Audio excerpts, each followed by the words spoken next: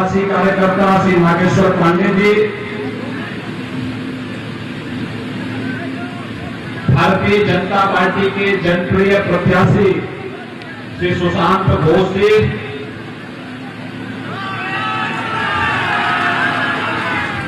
उमेश अधिकारी जी, सुब्रतो राणा जी, भारतीय जनता पार्टी के सभी पदाधिकारीगण और भारी संख्या में तमाम अवरोधों को तोड़ते हुए इस चुनावी सभा में उपस्थित खानाकुल असेंबली कॉन्स्टिट्यूंसी से जुड़े हुए सभी उपस्थित भाइयों बहनों,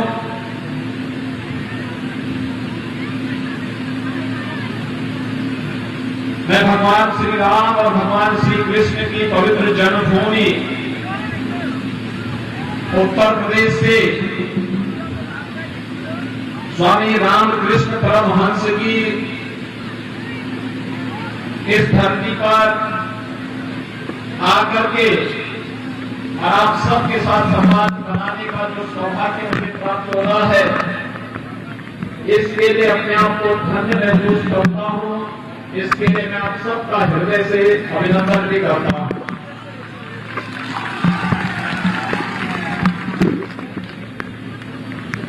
भाइयों बहनों, बंगाल की धरती अत्यंत पवित्र धरती है। आजाद हिंद फौज के संस्थापक रासबिहारी बोस, स्वतंत्रता संग्राम सेनानी श्रीमती आशालता सरकार,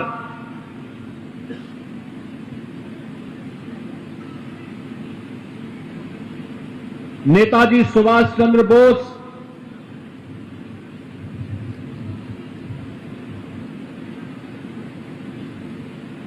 और स्वामी विवेकानंद को पैदा करने वाली धरती है। रामकृष्ण परमहंस की आध्यात्मिक साधना से पवित्र धरती है। स्वामी विवेकानंद को पैदा करने वाली धरती है। भारत को राष्ट्रगान और राष्ट्रगीत देने वाली धरती है। और अगर मैं कहूं, महर्षि अरविंद ने देश की आजादी के लिए लड़ते हुए यहां की जेलों में ही आध्यात्मिक अनुभव अर्जित करके लोक कल्याण का मार्ग प्रशस्त किया था। और भाइयों बहनों, ये वही धरती है जिसने आध्यात्मिक गुरुओं को, वैज्ञानिकों को, सांस्कृतिक और आध्यात्मिक चेतना को आगे बढ़ाते हुए तमाम वीर वीरांगनाओं को भी जन्म दिया। लेकिन आज जब बंगाल की हम बात करते हैं तो वास्तव में बंगाल के अंदर जो कुछ भी घटित हो रहा है, ये किसी से छुपा हुआ नहीं है। आध्यात्मिक चेतना से उत्प्रोत, वैज्ञानिक और सांस्कृतिक भावना से ओतप्रोत ये धरती विगत कई दशकों से वामपंथियों और टीएमसी के गुंडों की अराजकता और अव्यवस्था का शिकार हो चुकी है। भारतीय जनता पार्टी बंगाल को इस अराजकता से, इस अव्यवस्था से, इस भ्रष्टाचार से मुक्ति दिलाने के लिए आज आपका सहयोग करने के लिए यहां पर एकत्र होकर के आई है। भाइयों बहनों, मैं आपका आभारी हूं।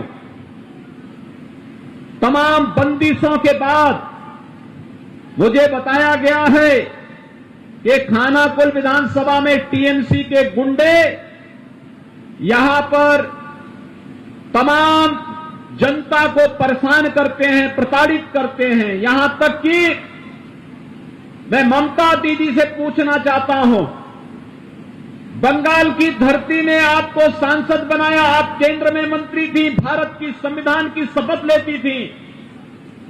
बंगाल की धरती ने आपको 10 वर्षों से मुख्यमंत्री बनाया, भारत का संविधान की शपथ लेकर के आपने मुख्यमंत्री पद की शपथ ली।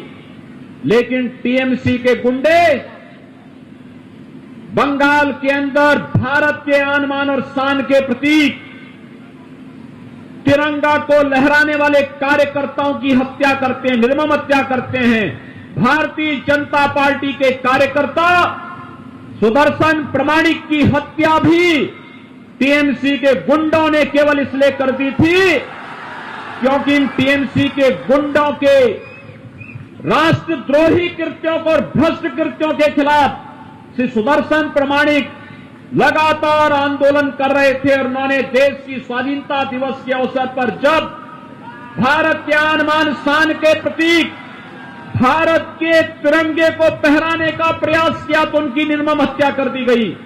लेकिन भाइयों बहनों, आज हम सब आपको आश्वासन देने के लिए आए हैं, आपका ये संघर्ष व्यर्थ नहीं जाने वाला है।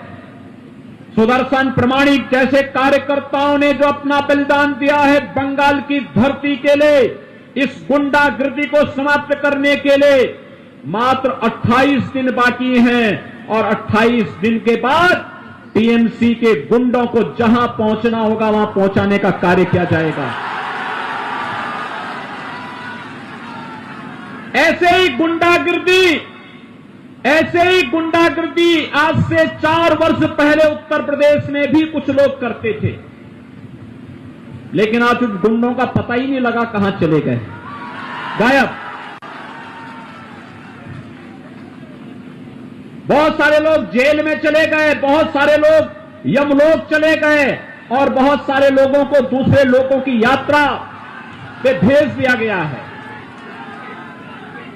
जो लोग भारत की स्वाधीनता के लिए संकट बने हुए हैं, जो लोग गरीबों का, व्यापारियों का, निर्दोष किसानों का शोषण कर रहे हैं, कानून के दायरे में लाकर के भारतीय जनता पार्टी की सरकार बंगाल के अंदर बंगाल के नागरिकों के साथ खड़ी होकर के ऐसे गुंडों के खिलाफ कार्रवाई करने का कार्य करेगी। और यही आश्वासन देने के लिए आज मैं आपके बीच में यहां पर उपस्थित हुआ हूं। भारतीय जनता पार्टी जो कहती है सो करके दिखाती है। भाइयों बहनों, आपने 30 वर्ष वाम दलों को दिया, आपने उससे पहले 30 वर्ष कांग्रेस को दिया, आपने 10 वर्ष ममता दीदी को दिया, लेकिन उन्होंने बंगाल को क्या दिया? गरीबी, अराजकता, अव्यवस्था, भ्रष्टाचार, गुंडागिर्दी, तुष्टीकरण। पर्व और त्योहारों पर आप लोग कोई कार्यक्रम नहीं कर सकते, हमारे पर्व और त्योहारों को भी व्यवधान डालने का कार्य इनके द्वारा किया जाता है। दुर्गा पूजा नहीं करने देते, लक्ष्मी पूजा नहीं करने देते, सरस्वती पूजा नहीं करने देते, होली नहीं खेलने देते, हर पर्व और त्योहार में व्यवधान पैदा करते हैं। ऐसा ही काम उत्तर प्रदेश में भी होता था। आज तो उत्तर प्रदेश में कावड़ यात्रा भी निकलती है, दुर्गा पूजा भी होती है, होली भी खेली जाती है और गुंडे सब गायब हैं। आज विकास वहां पर बोल रहा है। उत्तर प्रदेश में 4 वर्ष में हम लोगों ने प्रधानमंत्री आवास योजना के अंतर्गत 40 लाख गरीबों को एक आवास उपलब्ध कराया है। 2 करोड़ 61 लाख गरीबों को शौचालय उपलब्ध करवाया है। 1 करोड़ 38 लाख गरीबों को निःशुल्क विद्युत कनेक्शन उपलब्ध करवाया है। अच्छी सड़कें हैं, बाढ़ की समस्या का समाधान हुआ है। 4 लाख नौजवानों को उत्तर प्रदेश सरकार में सरकारी नौकरी और 1.5 करोड़ नौजवानों को प्राइवेट सेक्टर में नौकरी देने का काम उत्तर प्रदेश के अंदर हम लोगों की सरकार ने, भाजपा की सरकार ने किया है। हर गरीब को मुफ्त में